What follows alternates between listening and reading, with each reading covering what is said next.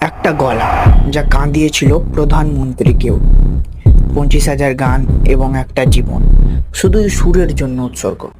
1929 সালে ইন্দোর শহর, মাত্র 13 বছর বয়সে প্রথম গান রেকর্ড।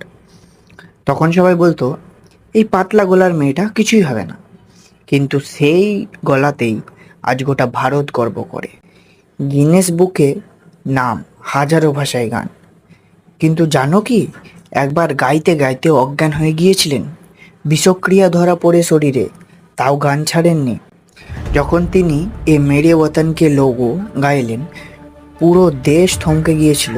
নেহরুর চোখেও জল। লতা ছিলেন শুধু কণ্ঠ নয়, দেশের হৃদস্পন্দন।